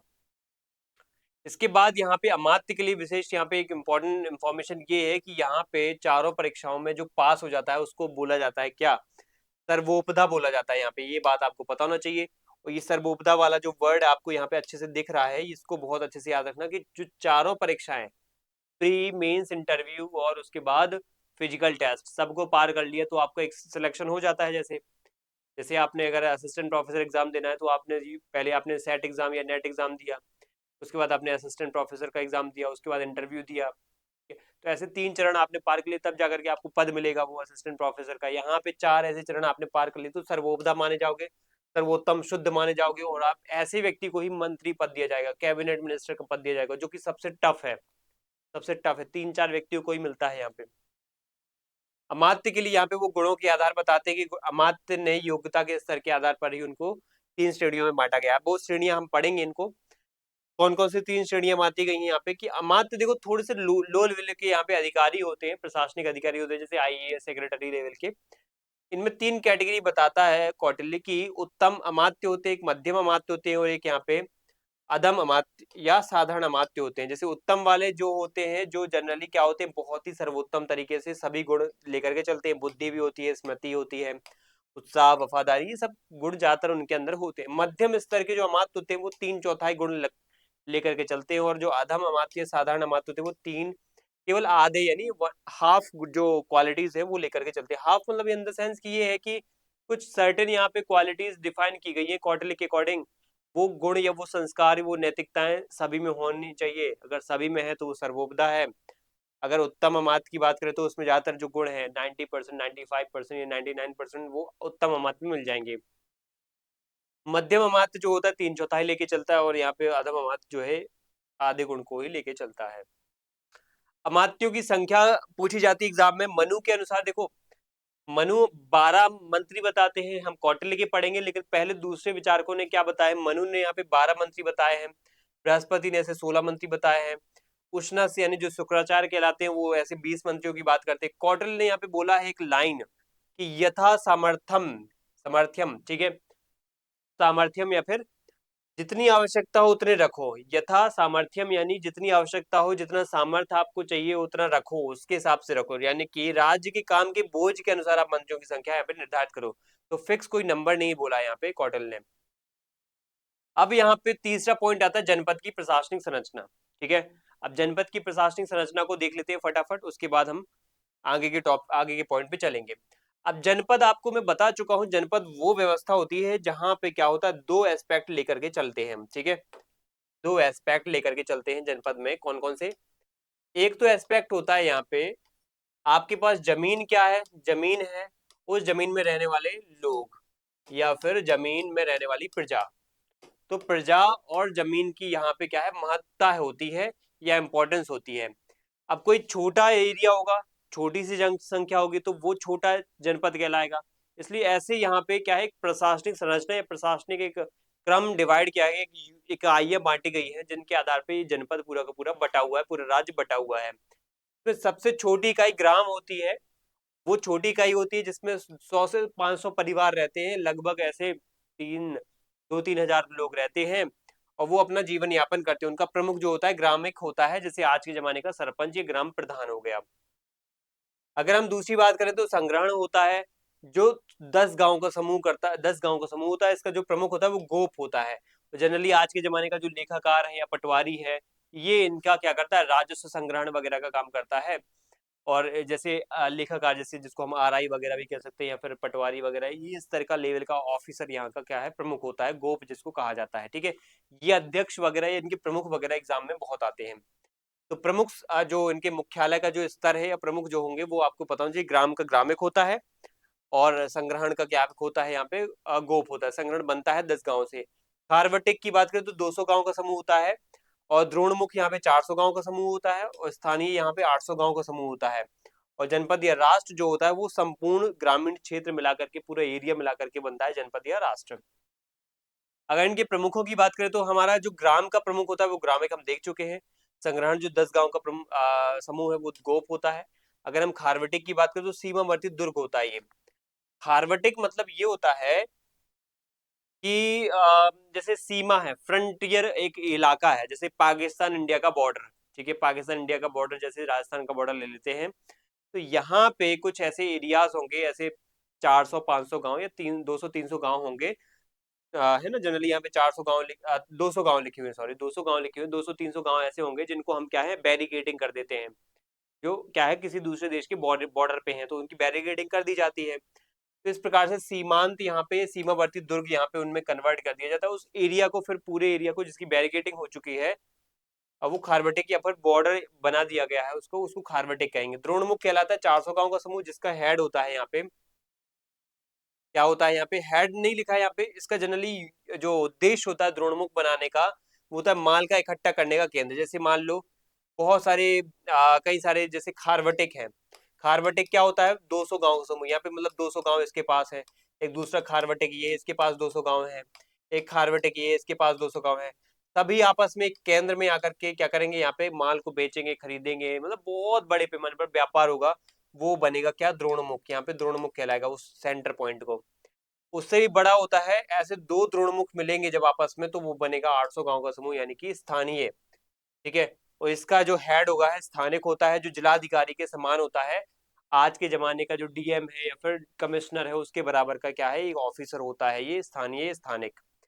जनपद या राष्ट्र की बात करें तो संपूर्ण ग्रामीण क्षेत्र इसमें इंक्लूड होता है, जिसका हेड यहाँ पे समाहर्ता या मंत्री यहाँ पे क्या होता है, यहाँ पे राजस्व मंत्री के रूप में वो देखने को मिलता है, ठीक है। आधुनिक समय के डीएम और फाइनेंस मिनिस्टर एक्यूरेट है यहाँ पे। देखो जनरली ये जो डिवीजन किया गया है, किस आधार पे किया गया है, फाइनेंस के बेसिस पे, रेवेन्यू के बेसिस पे, कि रेवेन्यू कलेक्शन का सबसे जो बेसिक यूनिट है वो है ग्राम, उससे बड़ी है संग्रहण, उससे बड़ी है खारवटिक, उससे बड़ी है द्रोणमुख, उससे बड़ी है स्थानीय, उससे बड़ी है यहाँ पे जनपद। इनके रेवेन्यू जो ऑफिसर्स हैं वो है ग्रामिक, गोप, ठीक है। उसके बाद सीमावर्ती दुर्ग, वो एक बैरिकेडिंग वाला एरिया है। फिर माल इकट्ठा करना, उनको बेचने का एक एरिया है ये। स्थानिक, उसमें स्थानीय क्षेत्र का हो जाएगा, और समाहर्ता उसमें राष्ट्रीय जनपद एरिया का प्रमुख हो जाएगा, ठीक है। तो ये होता है जनपद। अब आती है बात यहाँ पे चौथे नंबर पे दुर्ग की, ठीक है। हम चौथे नंबर के साप्तांग सिद्धांत में चौथे अंक पे आ गए हैं। दुर्ग मतलब यहाँ पे होता है कि किला, ठीक है, एक फोर्ट है। जैसे इस क्षेत्र में रहती है जनता, तो उसको हमने कवर किससे किया है, देखो एक दीवार से कवर किया है, एक पूरे के पूरे एक बहुत बड़े महल वो फोर्ट से कवर किया, दुर्ग से कवर किया है। अब दुर्ग यहाँ पे कौटिल्य जो है चार प्रकार के बताते हैं। जल दुर्ग होता है, यानी जल पे बना हुआ, जल के तो जिसके चारों ओर जल फैला हुआ है। एक होता है पर्वत दुर्ग, जो कहीं पर्वत पे बना हुआ है। एक होता है मरुस्थल दुर्ग, जो मरुस्थल के बीचों बीच है। एक होता है वन दुर्ग। जल दुर्ग को जनरली यहाँ पे, अब कौटिल्य ने जिस नाम से पुकारा है वो नाम आपको पता होना चाहिए। वो संस्कृत नाम है औदक दुर्ग। जो जल में बना है वो औदक, पर्वत पे पार्वत दुर्ग, मरुस्थल में बना है वो धानवन हो गया, और वन में बना है उसको वन दुर्ग ही कहेंगे, ठीक है। आपको मैं बता चुका हूँ, पानी से घिरा हो वो जल दुर्ग, जो पहाड़ियों पे बना हो, चट्टानों पे बना हो वो पर्वत दुर्ग हो, जो चारों ओर से ऊसर भूमि यानी रेगिस्तानी भूमि से घिरा हो, पानी बिल्कुल भी ना हो, न घास हो, वहां पे रेगिस्तान में हो, वो मरुस्थल दुर्ग। और जो जंगलों, बाद दलदल और कांटों से घिरा होता है वो होता है वन दुर्ग। जनरली हमारे भारत में ऊंची पहाड़ियों पर बनाने वाले दुर्ग जनरली मिले हैं। जैसे आपने राजस्थान के इलाके में कुंभलगढ़ फोर्ट, चित्तौड़ फोर्ट, ठीक है, इन सबको पढ़ा होगा। तो अरावली फोर्ट वगैरह अरावली की पहाड़ियों में देखने को मिले हैं, ठीक है। तो ये होते हैं अलग अलग दुर्गों के प्रकार। हमने दुर्ग पढ़ लिए। इसके बाद अगला नाम आता है अब दुर्ग का प्रशासन। अब जो ये दुर्ग है इनको संभाला कैसे जाता है, जैसे कोई धानवन दुर्ग है, वन दुर्ग है, जल दुर्ग है, औदक दुर्ग है, इन सबको जो संभालने वाले ऑफिसर्स होते हैं, अधिकारी कर्मचारी होते हैं, उनके नाम आपको पता होना चाहिए। दुर्गपाल, ठीक है, चलो ये तो याद रहेगा, दुर्ग नाम आया तो दुर्ग को ही संभालता होगा। लेकिन आंतरिक दुर्गों को संभालता है, आंतरिक देश के अंदर के दुर्ग, ठीक है। जैसे भारत है, तो भारत में कोई फोर्ट बना है, मान लो उस जमाने के हिसाब से देखें तो दिल्ली में कोई फोर्ट बना है, ग्वालियर में कोई फोर्ट बना है, तो वो तो अंदर है फोर्ट। लेकिन कोई सीमा पे बना फोर्ट है तो वो अलग चीज होती है। तो अंदर वाले फोर्टों को जो हैंडल करेगा, जो उसको सुपरविजन उनका संभालेगा, वो होगा दुर्गपाल। अंतपाल होता है जो सीमावर्ती बॉर्डर फोर्स को यहाँ पे संभालता है, जो बिल्कुल बॉर्डर पे बने हुए हैं, ठीक है। राजस्थान के बॉर्डर पे, पंजाब बॉर्डर पे, कश्मीर बॉर्डर पे, इनको संभालने का काम अंतपाल का होता है। फिर एक होता है नागरक, ये नगर के फोर्ट को संभालता है। तो ये नागरक और अंतपाल आपको कंफ्यूज कर सकते हैं, नागरक और अंतपाल आपको कंफ्यूज कर सकते हैं। ये होते हैं ऑफिसर्स जो दुर्गों को संभालते हैं, ठीक है। दुर्गों को संभालने वाला या फिर दुर्गों का मॉनिटरिंग करने वाला, सुपरविजन करने वाले अधिकारी हैं ये। उसके बाद आता है पांचवें नंबर का कोष का महत्व। कोष क्या है आपको पता चुका हूं मैं। कौटिल्य एक लाइन बोलते हैं, कोष मूलो ही दंडः, सेना का मूल जो है कोष ही है। सेना को जितना सारा मजबूती मिल रही है, शक्ति मिल रही है, जो उसको बल मिल रहा है, वो अपने आप में क्या है, कोष की वजह से संभव है। पैसा नहीं होगा तो आप सैनिकों को वेतन कहाँ से दोगे, अलग अलग व्यवस्थाएं कहाँ से मिलेंगी उनको, अलग अलग फैसिलिटीज कहाँ से मिलेंगी, अश्व कहाँ से लाओगे, आप रथ कहाँ से लाओगे। तो ऐसे में कोष होना जरूरी है। अब कोष के प्रमुख हम अधिकारी पढ़ेंगे, जो दो प्रमुख अधिकारी यहाँ पे कौटिल्य ने बताए हैं। कौन कौन से अधिकारी हैं यहाँ पे, दो प्रमुख अधिकारी यहाँ पे अभी हम पढ़ के भी आए हैं। कोष के मामले में, राजस्व के मामले में जो नाम आते हैं, महत्वपूर्ण नाम आते हैं राजस्व। देखो हम दुर्ग के मामले में कुछ अधिकारी कर्मचारियों को पढ़ चुके हैं। अब आप बोलोगे सर अमात्य में नहीं पढ़ा, जो मेन अधिकारी कर्मचारी, देखो वो बहुत बड़ा टॉपिक है अमात्य। इसमें अष्टादश तीर्थ है, 26 27 उसमें क्या है, अध्यक्ष हैं, तो उनके नाम हम अलग से पढ़ेंगे, बाद में पढ़ेंगे। पहले आप इनको देखो, जब प्रशासनिक व्यवस्था पढ़ेंगे तब उसमें हम प्रशासनिक सिद्धांत पढ़ेंगे, तब उसमें हम अलग अलग तीर्थों, अलग अलग अध्यक्षों के बारे में पढ़ेंगे। अभी सिर्फ छोटे छोटे जो पॉइंट्स हैं उनको हम यहाँ पे कवर कर लेते हैं सप्तांग सिद्धांत में, बाकी फिर अलग से करेंगे। अगर हम प्रमुख अधिकारी बात करें जो कि कोष या राजस्व से जुड़े हुए हैं, राजस्व व्यवस्था से जुड़े हुए हैं, राजस्व व्यवस्था को संभालते हैं, तो वो है यहाँ पे समाहर्ता, समाहर्ता, और दूसरा है सन्निधाता। समाहर्ता को आपने पढ़ा होगा, जो राजस्व संग्रह करता है, कलेक्टर जनरल कहलाएगा, कलेक्टर है ये। और कोषाध्यक्ष का काम करेगा कस्टोडियन, ट्रेजरर। यहाँ पे सन्निधाता, जनरली इसका मीनिंग आप समझो कि जो समाहर्ता है वो काम जो ये करेगा कि टैक्स वसूलेगा, आय व्यय का बजट बनाएगा कि कितना इस साल पैसा आया, कितना खर्च हो गया, और उन सबका रिकॉर्ड रखेगा। चाहे होम हो, फाइनेंस मिनिस्टर हो, इनके तरीके से वो काम करता है फाइनेंस मिनिस्टर के तौर पे। कस्टोडियन ट्रेजरर मतलब यानी सन्निधाता वो काम करता है कि जो वसूल किया गया पैसा है या टैक्स है, वसूल किया गया, उसका कोषागार स्ट्रॉन्ग रूम में सुरक्षित रखना है। उसको गोदामों और जेल में भी इंचार्ज होता है, मतलब एक प्रकार से उसको सुरक्षित रखने का पूरा का पूरी जिम्मेदारी इसकी होगी, सन्निधाता, कि पैसे जो है अलग अलग क्षेत्रों से वसूल के लाया है समाहर्ता, लेकिन अब उसको इकट्ठा करके कोई उसको चुरा ना ले, कोई उसका मिसयूज ना कर ले, उसमें काम होता है सन्निधाता का। ठीक है, सन्निधाता हम पढ़ेंगे आगे जाकर। क्यों पढ़ेंगे? क्योंकि अब आप जब भ्रष्टाचार को पढ़ोगे तो ऐसे लोग ही यहाँ पे भ्रष्टाचार करते हैं जिनके हाथ में बहुत सारा पैसा या उनके जुड़ा हुआ काम होता है, यही आगे जाके भ्रष्टाचार का काम करते हैं, तो इसीलिए हम इनको भी पढ़ेंगे।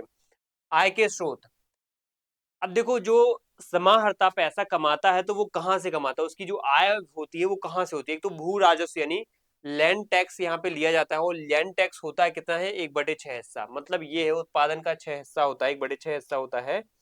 मतलब ये होता है कि आपके पास जमीन है कोई, ठीक है, आपके पास कोई जमीन है, तो जमीन में आपने मान लेते हैं, इस जमीन में आपने मान लेते हैं 60 बोरा, या फिर मान लेते हैं 60 बोरा ही, 60 बोरा आपने क्या है अनाज का उत्पादन किया, तो इसका 1/6 कितना होगा? 60 का 1/6 आप करोगे तो यहाँ पे 10 बोरा हो जाएगा। तो ये 10 बोरा आपको टैक्स के रूप में उस राजा को देना पड़ेगा, उस समाहर्ता को देना पड़ेगा, वो जाकर के आगे उस कोष में जमा कर देगा। फिर उसके बाद शुल्क भी लिया जाता है अलग से, ये तो भाग है। शुल्क अलग से होता है, ये होता है सीमा शुल्क, चुंगी कर, या फिर कि कोई आप व्यापार कर रहे हो, तो जैसे दो एक राज्य, दो जनपद है, इस राज्य से उस राज्य में जा रहे हो, तो यहाँ पे ये वाला जो राज्य है वो आपसे क्या है, चुंगी कर वसूलेगा। ये जनरली आपने सुना होगा चुंगी कर क्या होता है, कस्टम्स जिसको कहते हैं। बलि कर होता है एक, बलि कर, ठीक है, उसके बाद विष्टि कर होता है, उसके बाद सेतु बंद होता है, उसके बाद प्रणय होता है। तो ऐसे हम अलग अलग करों के बारे में देख लेते हैं। और कौन कौन से कर हैं देखो, यहाँ पे तीसरा आता है बलि। बलि मतलब ये होता है धार्मिक या राजा को दिए जाने वाले अतिरिक्त कर, मतलब बलि कर एक प्रकार से ये है कि धर्म के कॉन्टेक्स्ट में दिया जाने वाला कर है, ये राजा की खुशी के लिए राजा को दिया जाता है, राजा को एक एक्स्ट्रा बेनिफिट या एक्स्ट्रा कोई गिफ्ट के तौर पे दिया जाता है। विस्टी क्या होता है? विस्टी बेगार या फोर्स लेबर, जो टैक्स नहीं दे सकते उनसे हम क्या करवाएंगे? विस्टी करवाएंगे। जैसे कोई इतना गरीब है, इतना गरीब है तो वो टैक्स नहीं दे पाएगा, रहता उसी राज्य में, उसी राज्य की सुरक्षा के घेरे में रहता है, तो राज्य उसको सुरक्षा तो दे रहा है, तो ऐसे में उसका क्या कर्तव्य बनता है? वो राजा या राज्य के लिए क्या करे? बेगार या फोर्स लेबर करे। टैक्स नहीं दे सकते, वो राज्य के लिए मुफ्त में काम करेंगे, उनको कोई श्रम नहीं, उनको पैसा नहीं मिलेगा। सेतुबंध की बात करें हम तो सिंचाई कर होता है, आप पढ़ चुके हो इसको, मतलब आपको पता ही होगा। प्रणय क्या होता है? ये संकटकालीन कर होता है, इमरजेंसी टैक्स होता है। जब राज्य पर कोई विपत्ति आ जाए तो राजा क्या करता है? प्रजा से स्नेह के नाम पर एक टैक्स मांगता है, उसको बोलते हैं प्रणय। प्रणय मतलब स्नेह, इसलिए उसको टैक्स का नाम ही प्रणय आ चुका है। ठीक है, तो ये यहाँ पे आंसर हो जाएगा। इसके बाद अगला यहाँ पे पॉइंट आता है वित्तीय भ्रष्टाचार के जो है वित्तीय भ्रष्टाचार उसके 40 तरीके। मैं बता चुका हूँ कि जब बात आती कोष की, तो कोष से ही जुड़ा पॉइंट होता है भ्रष्टाचार, की कोष से जुड़ा हुआ जो भी गतिविधि होती है उसमें भ्रष्टाचार होने की जो संभावना है वो सबसे ज्यादा होती है। तो कौटिल्य यहाँ पे जानते थे कि जब हम काम सौंपेंगे ना लोगों को, तो वो भ्रष्टाचार भी करेंगे, खासतौर पर जिनका काम कोष से जुड़ा हुआ है, धन से जुड़ा हुआ है, तो वो भ्रष्टाचार ज्यादा कर सकते हैं। तो वो जानते थे कि पैसा जहां है वहां चोरी भी होगी, और जहां चोरी होगी तो वहां पे कहीं ना कहीं गबन जैसी व्यवस्थाएं होंगी, और व्यवस्थाएं जो गबन की होंगी वो एक तो होंगी नहीं, ऐसे 40 तरीके होंगे उस गबन करने के। तो वो यहाँ पे एक बात बोलते हैं मछली का उदाहरण, कि जब मछली जो पानी में तैरती है तो पता नहीं चलता कि कब वो पानी पी लेती है। जैसे एक मछली है पानी में तैर रही है, दिन रात 24 घंटे 7 दिन हमेशा मछली पानी में रहती है, कभी बाहर नहीं निकलती, बाहर निकलेगी तो मर जाएगी। तो कभी उसको देखा पानी पीते हुए? क्योंकि हमेशा पानी में रहती है इसलिए पानी पीते हुए आपने कभी नहीं देखा होगा। वैसे ही तो दिन और रात 24 घंटे 7 दिन क्या कर रहे हैं? सिर्फ और सिर्फ पैसे का कलेक्शन, उसकी सुरक्षा का कस्टोडियन का काम कर रहे हैं, उसका आय व्यय का विवरण रख रहे हैं। तो ऐसे में दिन रात जो पैसे से घिरे हुए हैं, पूरा लेन देन का ब्यौरा रखते हैं, तो उनका आसानी से वो क्या कर सकते हैं? यहाँ पे खेल कर सकते हैं, और यहाँ पे भ्रष्टाचार कर सकते हैं। कब पैसा खा लेंगे आप पता नहीं चलेगा इसमें, जैसे मछली का पता नहीं चलता। एक जीव का उदाहरण भी दिया है कि जीभ पर रखा शहद हो या विष हो, ऐसा कभी नहीं हो सकता कि आप उनका जो है स्वाद ना ले, ऐसा असंभव है। ठीक है, तो थोड़ा बहुत जो है स्वाद या चखा जो उसका टेस्ट है वो तो आपकी जीभ पे आ ही जाएगा। इसलिए कौटिल्य बार बार अधिकारियों के तबादले, ट्रांसफर की और उनकी कड़ी निगरानी की बात करते हैं कि इसका जो एक उपाय है वो एक ही है, कि फटाफट उनके तबादले होते रहे, चेंज होते रहे, उनके ट्रांसफर होते रहे, तो वो कंट्रोल यहाँ पे जैसे ही जमाने की कोशिश करें तो उनको यहाँ पे ट्रांसफर कर दो। 7वें नंबर पे नाम आता है यहाँ पे दंड का, जो कि सेना की बात यहाँ पे करता है, ठीक है। अब इसको फटाफट देख लो आप। सेना का हम देख चुके हैं कि जो बल की बात करती, बल या आपकी शक्ति की बात करती है, आपकी राज्य की शक्ति कितनी है, आपके अंदर बल कितना है। तो इसमें चतुरंगणी सेना की बात की जाती है कि चतुरंगणी सेना, कौटिल्य का उसका उल्लेख करते हैं कि अगर किसी राज्य के पास चतुरंगणी सेना है तभी जाकर के वो शक्तिशाली माना जाएगा। तो यहाँ पे हस्ती सेना की बात, जो हाँ गज सेना होती है, अश्व सेना, रथ सेना और पदाति जो पैदल सैनिक होते हैं, ये अलग अलग सैनिक क्या है, अलग अलग तरीके से क्या करते हैं, सैन्य संचालन करते हैं। अब सैनिकों के प्रकार यहाँ पे देख लो, सैनिकों के प्रकार कौन कौन से हैं। देखो सैनिकों के प्रकार में अगर हम बात करें तो इनके नाम एग्जाम में आ सकते हैं। कौन कौन से सैनिक प्रकार हैं, जैसे एक मौल सेना होती है, मौला सेना जिसको कह सकते हैं। ये मौला सेना वंशानुगत, जैसे मान लेते हैं एक व्यक्ति है वो सेना में था, अब उसका बेटा भी आगे जाकर के सेना में भर्ती हो जाता है, तो वो जो बेटा आया है उसका सेना में भर्ती हुए होने के लिए या फिर भर्ती हो चुका है, उसको मौला सैन या मौल सैन कहेंगे, मौला सैन, मौला मौल सैन कहेंगे, ठीक है, मौल सेना या फिर मॉल फोर्स, ठीक है, या आर्मी कहेंगे। एक होती है भृतक सेना, भृतक सेना मर्सनरीज होते हैं, मर्सनरीज मतलब भाड़े के सैनिक, किराए पे, जिनको हमने कुछ टाइम के लिए कॉन्ट्रैक्ट बेसिस पे बोल दिया कि लड़ो हमारे लिए, हम इतने पैसे देंगे आपको, ठीक है, इस तरीके से किराए के सैनिक होते हैं भृतक सैनिक। श्रेणी सेना क्या होती है, व्यापारी संघों की निजी सेना होती है, जब कई सारे व्यापारिक सैनिक क्या कर लेते हैं, अपनी बड़े बड़े बहुत पैसे वाले व्यापारी समूह, ठीक है, बड़े बड़े जिनके पास बहुत धन धान्य से संपत्ति बहुत ज्यादा हो गई है, तो वो खुद की एक सेना बना लेते हैं, खुद के बॉडी गार्ड बना लेते हैं, वो होती है श्रेणी सेना। वो होती है मित्र सेना, मित्र सेना का भी उल्लेख किया है, जो दोस्त द्वारा है किसी दूसरे राज्य के लिए, किसी दूसरे दोस्त के लिए भेजी जाती है, वो दोस्त सेना है, मित्र सेना है। अमित सेना वो होती है जो बंदी बनाए गए दुश्मन सैनिक हैं, उन्हें भी युद्ध में, इन्हें भी युद्ध में झोंक दिया जाता था। मतलब अमित सेना वो होती है जिनको क्या करते हैं, हम बंदी या बना लेते हैं, जब दुश्मन देश के सैनिकों को बंदी बना लेते हैं, अपने जेल में डालते हैं, कभी फ्यूचर में युद्ध होता है तो उनको भी वही साजो सामान दे करके, उनको वही ड्रेस दे करके उस युद्ध में उतार देते हैं, वो लड़ते रहते हैं वो, ठीक है। तो ये होते हैं अमित सेना। आर्टविक सेना वो होती कबीलाई या जंगली सैनिक, सैनिक जो लूटपाट के लिए लड़ते हैं, उनको बोल दिया जाता है कि तुम लोग लड़ो, हम तुम्हें सपोर्ट करेंगे, तुम्हें हथियार देंगे, और जाकर के सामने वाले देश के सैनिकों को, उनसे लड़ो, उनको हराओ, उनको मारो, उनको लूटपाट उनकी करके आओ। तो ये सबसे क्रूरतम सैनिक होते हैं, सबसे खतरनाक सैनिक होते हैं, सबसे खराब कैटेगरी की माना है कि इनके ऊपर कभी भरोसा नहीं कर सकते, क्योंकि ये हमारे सैनिकों को भी ठेस पहुंचा सकते हैं, हमें भी मार सकते हैं, हमें भी लूट सकते हैं। उससे कम खतरनाक फिर ये अमित सैनिक है, उससे फिर मित्र सैनिक है, उनसे कम भरोसा करना चाहिए, फिर श्रेणी सेना है, भृतक सेना और कम है, फिर मौल सेना। सबसे सर्वोत्तम श्रेणी की सेना ये मौल सेना को बताया है। तो ये सर्वश्रेष्ठ यहाँ पे कौटिल्य बताते हैं इनके बारे में। अब हमने सैनिकों के बारे में पढ़ लिया है, अब युद्ध पढ़ना है हमें कि आखिर कौटिल्य जो है युद्धों के टाइप कितने बताता है। तो 3 टाइप की युद्धों की बात यहाँ पे कौटिल्य ने की है। कौटिल्य ने यहाँ पे प्रकाश युद्ध, ओपन बैटल, जब प्रकाश मतलब सूर्य की रोशनी में आमने सामने लड़ाई हो, दिन के समय आमने सामने जाकर के लड़ाई, हम एक अपने दुश्मन को भी देख सकते हो, दुश्मन हमें भी देख सकता है, तब जाकर के जो लड़ाई होती है वो होती है प्रकाश युद्ध। मतलब जब फ्रंट में बिल्कुल ईमानदारी पूर्वक लड़ा जा रहा है तो वो प्रकाश युद्ध है। एक होता है कूट युद्ध, जब मतलब एक गुरिल्ला वॉर, जब हम छल कपट धोखा दे करके छापामार तरीके से छुप करके हमला कर देते हैं और दुश्मन देश के राजा को मार डालते हैं, तो ये कहीं ना कहीं यहाँ पे होता है क्या, कूट युद्ध। और यहाँ पे कौटिल्य इसकी भी सलाह देते हैं। और तीसरा होता है तूषणी युद्ध, ये जनरली पूछा जाता है इसका मीनिंग, ठीक है, इसका मीनिंग बहुत आता है। यहाँ पे सेना ही नहीं लड़ती है, यहाँ पे सेना ही नहीं होती है, जासूस ही लड़के आ जाते हैं, ठीक है। जासूस को बुलाया जाता है, उसको ट्रेनिंग दे दी जाती है ऐसी खतरनाक तरीके से उसको, कि उसको एक छोटी सी ब्लेड पकड़ा देंगे, उसको विष दे देंगे, या जैसे इसमें विष कन्या बहुत माहिर होती हैं, और उनको दुश्मन देश में भेज दिया जाता है, वहां पे जाकर के जहर दे करके मार डालते हैं वो सामने वाले दुश्मन देश को, या उनकी जनता को भड़का देते हैं, वो सिविल वॉर कर देती हैं या फिर गृह युद्ध कर देती हैं। तो ऐसे में ये तूषणी युद्ध बहुत ज्यादा घातक सिद्ध होता है, ठीक है। इसके बाद लास्ट यहाँ पे मित्र हुए, मित्र के 2 टाइप यहाँ पे बताए। मित्र आपको पता है, आपके पड़ोस में जो भी आपका दोस्त होता है वो मित्र होता है।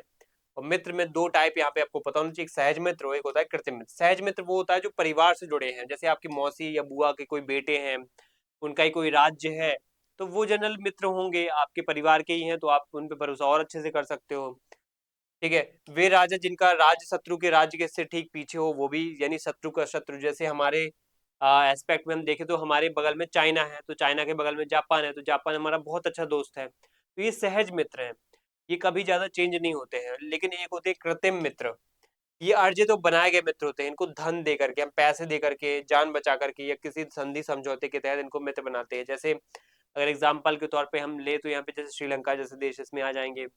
ये जनरली तभी मित्र मित्र जैसा भाव या व्यवहार रखते हैं। बांग्लादेश जैसे देश इसमें आ जाएंगे, तभी रखेंगे जब इनको पैसे या फंड अच्छा मिलता रहे। ठीक है। ऐसे देश देश क्या होते हैं, कृत्रिम होते हैं, जो बनाए जानबूझ के बनाने पड़ते हैं, जो सबसे कम भरोसे लायक होते हैं। धोखा भी दे सकते हैं, अगर किसी हमारे दुश्मन देश ने उनको धन दे दिया तो उनकी तरफ चले जाएंगे। तो कृत्रिम मित्र हमारे कम भरोसेमंद होते हैं या विश्वासघाती ज्यादा हो सकते हैं। सहज मित्र जो है ज्यादा भरोसेमंद होते हैं। ठीक है, इसके बाद हमने मित्र वाला पॉइंट पढ़ लिया है। अब आदर्श मित्र के गुण पढ़ना है हमें कि कौन कौन से जो मित्र होते हैं वो आदर्श मित्र के गुण रखते हैं, या मित्र के अंदर कौन कौन सी आदर्श मित्र होने के गुण होने ही चाहिए। एक होता है पितृ पैतामह, मतलब पिता दादा के समय से मित्र चले आ रहे हैं, मतलब बहुत पुराने से मित्रता चली आ रही है। जैसे हमारी रशिया के साथ एक जमाने में नेहरू जी के समय भी बहुत अच्छी घनिष्ठ मित्रता थी। उसके बाद लाल बहादुर शास्त्री, इंदिरा गांधी हो गए हैं, आ, ठीक है, ये मोरारजी देसाई हो गए हैं, राजीव गांधी है, ठीक है, नरसिम्हा राव है, कोई भी, अटल बिहारी वाजपेयी हो गए हैं, मनमोहन सिंह, आज मोदी जी है। हमेशा ऐसा व्यक्ति, ऐसा देश है रशिया जिससे हमारी हमेशा दोस्ती रही है, कभी धोखा नहीं दिया है। तो पुराने जमाने से दोस्ती चली आ रही है, वो भाव यहाँ पे या वो गुण यहाँ पे देखा जाता है। तो वो हमें धोखा नहीं देगा, धोखा देने के चांसेस बहुत कम होंगे। दूसरा गुण होता है नित्य, जो स्थायी हो, बार बार पाला ना बदले, जो नित्यता रखे। ठीक है, जैसे अगर मैं एग्जांपल के तौर पे दूं तो यहाँ पे अ, अमेरिका है, कभी पाकिस्तान की तरफ चला जाता है, कभी पाकिस्तान के भले ही भलाई में काम करने लगता है। जैसे अभी हाल फिलहाल में ट्रम्प जो है, पाकिस्तान के जो शहबाज शरीफ है उनके अकॉर्डिंग बोल रहे हैं। कहीं वो आसिम मुनीर को, जो वहाँ का कमांडर है, चीफ है सेना का, उसके पक्ष में अकॉर्डिंग, उसके अकॉर्डिंग बोल रहे हैं, उसकी तारीफ कर रहे हैं। भारत के खिलाफ बोल रहे हैं, भारत के खिलाफ टैरिफ लगा रहे हैं। तो ये क्या है, पाला बदलने वाले देश हैं, अनित्य हैं। तो नित्य होना एक बहुत महत्वपूर्ण गुण है, जो अमेरिका जैसे देशों के पास नहीं है। हम कह सकते हैं कि यहाँ पे रशिया जैसे देशों के पास है ये नित्य होने का गुण। वश्य, जो नियंत्रण में रहे। कौटिल्य चाहते हैं कि मित्र राजा की बात माने। वश्य मतलब जैसे जरूरत पड़े तो हमारी बात भी सुन लें। कुछ देश ऐसे होते हैं जो बिल्कुल हमेशा सुनते हैं, मित्र देश, रशिया भी यहाँ पे सुनता है। ठीक है, और भी ऐसे देश हैं।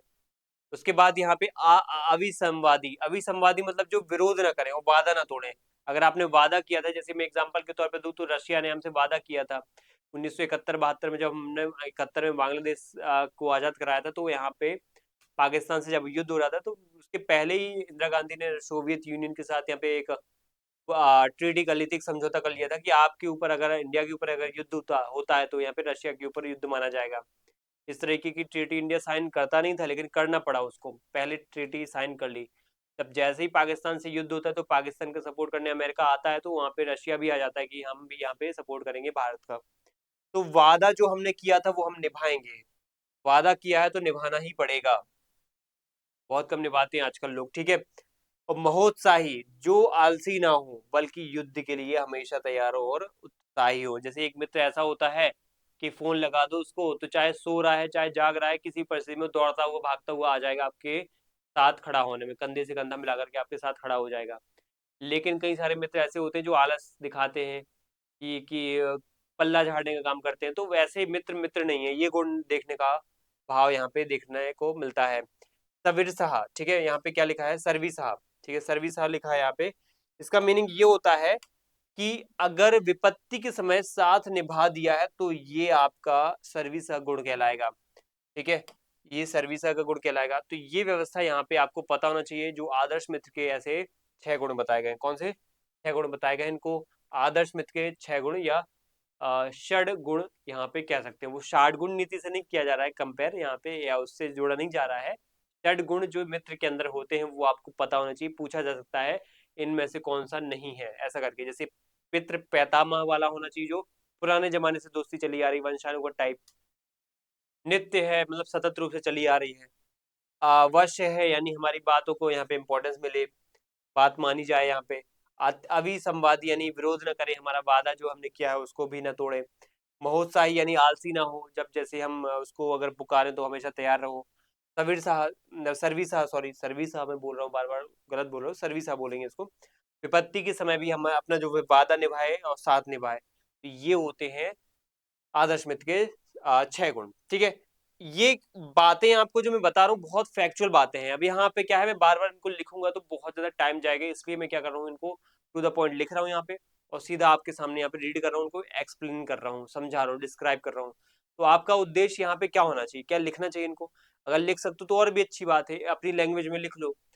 और साथ में अगर आप इनका जो भी है कंटेंट चाहते हो तो वो तो हम अपलोड कर ही देंगे, इसकी क्लास की पीपीटी जैसी चढ़ के खत्म होता है, हम इसकी जो पीपीटी है पूरी अपलोड कर देंगे ग्रुप अपने ऐप पे। ठीक है, एग्जाम गुरुजी ऐप में आपको ये मिल जाएगा।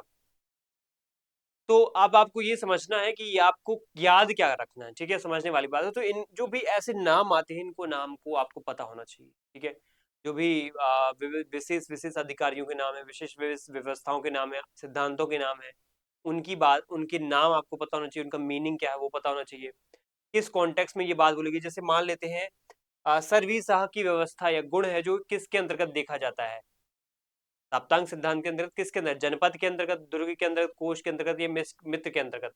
तो मित्र के अंतर्गत ये सर्वी सह का गुण देखा जाता है। तो ऐसे एग्जाम में क्वेश्चन हो भी सकते हैं, आपको यहाँ पे इस अप्रोच में जाकर के पढ़ना है। तो मेरी एडवाइस यही है। अब मिलते हैं अगले लेक्चर में जिसमें हम आगे पढ़ेंगे क्वार्टरली की क्या है प्रशासनिक संरचना। ठीक है, अब इसमें हम प्रशासनिक संरचना पढ़ेंगे, जिसमें हम पढ़ेंगे डिटेल में ये अलग अलग जो प्रशासनिक व्यवस्था है उसमें 18 मंत्री है, अलग अलग अध्यक्ष, इन सब के बारे में डिटेल में समझेंगे। चलिए मिलते हैं आपसे अगले सेशन में। थैंक यू आप सभी को, जय हिंद।